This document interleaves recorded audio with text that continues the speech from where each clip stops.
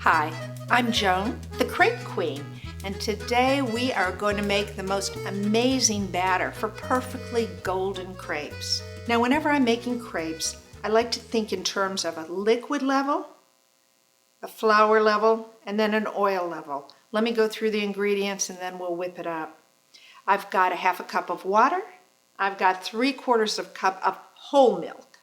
I've got 2 large eggs, a teaspoon of vanilla and a teaspoon of almond, just 1 tablespoon of sugar, and a dash of salt. That will all be put in the blender first, followed by 125 grams of all-purpose flour.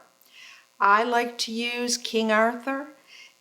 When you have a favorite flour that you've selected, stick to that brand. You'll get consistent results. For me, it's all-purpose, unbleached King Arthur.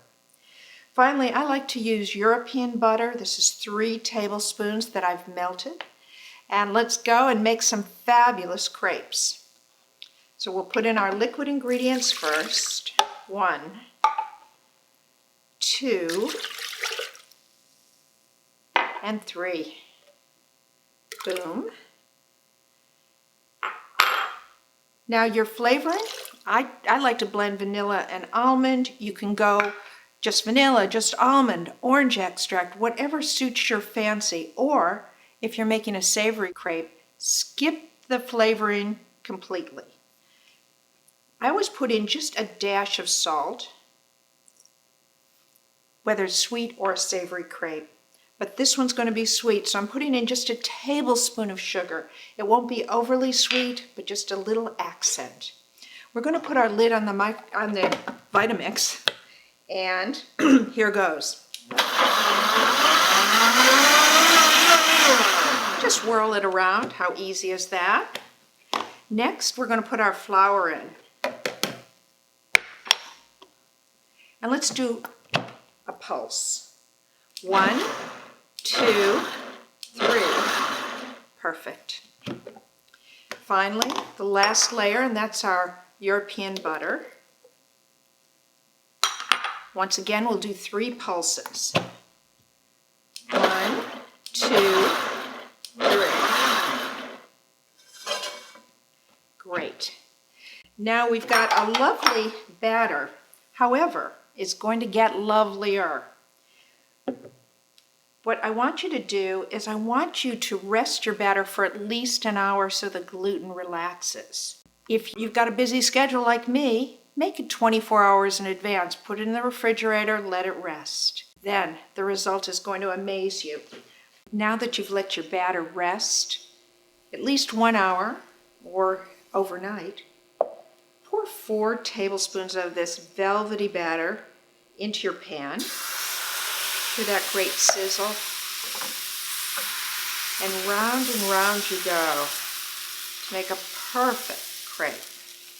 We're going to let it rest and turn dry on the top, golden around the edges.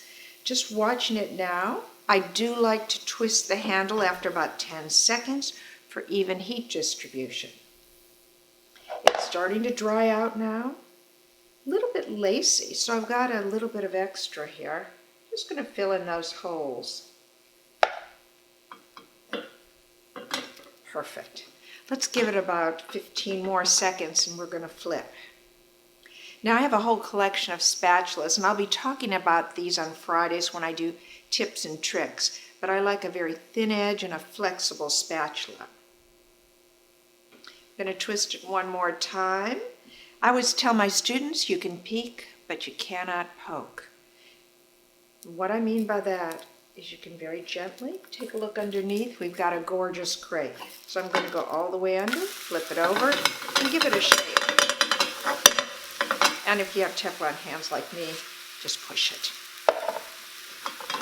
About 15 more seconds, and we are done. Because before we flipped it, it was actually cooked through.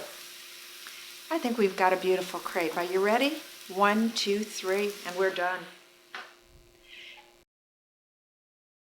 Thanks so much for joining me today, and I look forward to seeing you on Tuesdays and Fridays. Please be sure to follow me and subscribe to this channel because I want each and every one of you to become a crepe queen or a crepe king. See you soon. Bye.